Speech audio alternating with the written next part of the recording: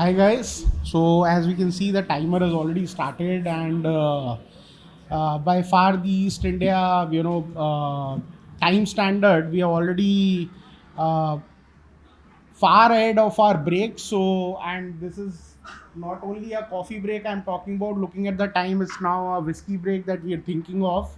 So I would like to keep it as short as possible. I'll not look at the timer. I'm just here today to talk a little about what we do as an organization, and how are we one-stop solution for all retailers as well as developers. So as you would have heard Mr. Neotia mentioning ANAROCK and Mr. Puri being with him since the time City Center was being in inception.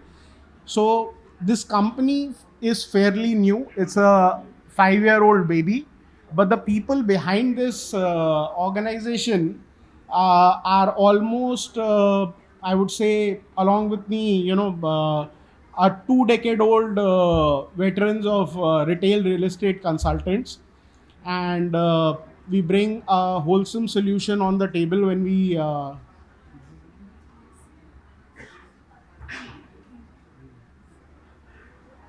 so this is what our basic presence is. So we currently have around almost 75 to 80 retail professionals. We present in 55 cities across pan India, and that's where you can see the dots on the map where we already have our operational offices. And this is just to showcase that we want to service everyone regionally. You cannot service a client based in Lucknow who wants a service in Lucknow based out of Delhi. So that's where we reach out to Lucknow. So from Calcutta, we our next step is Bhubaneswar, and then further on we are planning an office in Bihar. So that's how we are moving ahead. This is our current geography, and furthermore we'll see much more dots added to this map. So this is what just I told about. I think most of the matter is hidden by these chairs. But as I said, for retailers and for developers and for investors, we are one-stop shop. So we have our partners in India. We haven't yet onboarded complete team, but we do project management. We do through Mace, who is our Indian partner in project management, and we do fit out management for developers. We do leasing for developers, we do planning for developers, and in fact we do consulting. We I would say, I can proudly say that all international real estate consultants, they do not have a retail consulting team on board. But today we have a very specific and niche team which we have curated only and only focusing on retail consulting, which will give you solution based on your need, demand, keeping in mind what a retailer thinks of, keeping in mind what a retail developer thinks of, so that that solution is useful to you. It's not just a report which you can present to the bank. So that's what our thought was while creating that vertical. And rest our entire data is on our website. You can go through it, and this is some of our achievement mentioned here: 8.7 million square feet area transacted in last 4.5 years. This is what we really want to put forward. So this is why I say it's a one-stop solution. We have a leasing team, we have advisory and consulting. Windigo is our if you guys have heard about it, Windigo is a Dubai based company and is our fit out management partner. So we've done a couple of Lulu malls with them, and then we have recently initiated a service line which is into retail strata. Why is this been initiated? Because when you go to these smaller towns, these local developers, they do not have access to those VCs. They do not have access to a Blackstone or a Canadian pension fund. They need money. So what happens with them? They want to sell, and when they come to selling, they don't think twice before taking the money in and transferring the unit to the guy. That's where we come in. We play the role. We tell them, boss, if you want to do a strata sold mall, let's do it in this manner, wherein you can control, you can create an asset which is good for the retailers, as well as you can gain your money out of it. So that's the whole thought behind putting the retail strata team in place. And then we've slowly ventured into alternative asset class. Alternative asset class, if you've heard, took a huge jump at the time of COVID. Everyone saw a great boom in that industry. So as well as we thought about it, so we created a dedicated team who is servicing, these office and co-living, co-working. All these players come under our alternative asset class. So this is our retail transaction advisory. So this is what we've done so far. We are exclusive leasing partner for 10 plus mall with 70%, 70 plus retail experts. This is all, there to for you to experience once you partner with us. I can speak about it, I can talk about it, but it's there to experience.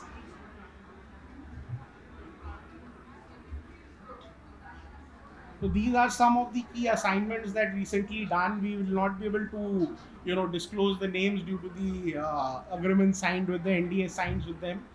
So we sold out the 1.1 million square feet of Amritsar and Nagpur asset to Xander Group. Then we did a 2 million square feet of retail venture front. So all these are like, these, when you see, all these are organized cities with organized asset. They can still go in for those VCs. They can go in for those Canadian funds. They can go in for Blackstones of the world. But that's where our strata comes into the place. People who are not accessible to this kind of fund or nature of asset, that is where we help them in raising money from the market, delivering the project, and also giving an experience to the retailer which he will you know live on. So this is a very, very local, heat map that we've created, and these are average capital value of the residential units in these areas. So why I put the thought behind this was for the retail investors, people who are looking at putting money in retail, vis a vis, you look at the capital value of a residential product and compare it with the capital value of a retail product. You'll see a difference of at least 3x, minimum of 3x. That's the difference that we see in the asset class, specifically in this market. So today, a Joka kind of a place, or a BT Road or a Sodhpur kind of a place, which a lot of you would be familiar with. What do they demand in terms of residential capital value? 3,500 to 4,500. But once you go and look for retail properties in the same area, a 10,000 to a 20,000 square feet store will not come to you less than $100 a square feet on rental. So easily it is converted to a 12,000. So it is easily converted to a 12,000 rupee capital value. So that's how lucrative the retail capital investment is, even in the smaller towns, for smaller investors and for developers.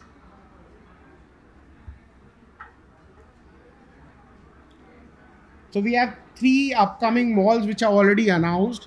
One has been announced by Forum Group, which has been in pipeline for quite some time, but soon the work would be starting there, which will be Forum 2.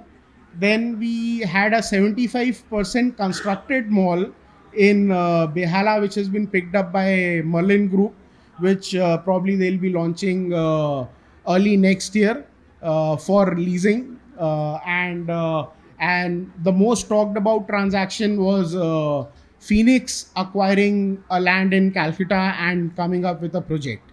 So Phoenix is at a very strategic location in Calcutta. It's a 7.5 lakh square feet approximate development which they're doing, which is also a grade A development.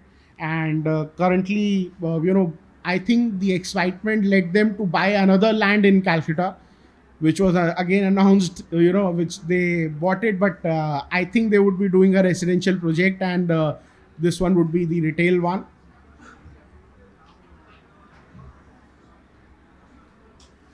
So these are some of the sub-market wise rental trend and vacancy wise trends. I don't know, matlab, I am happy to hear another thoughts on this, but this is what our research data shows.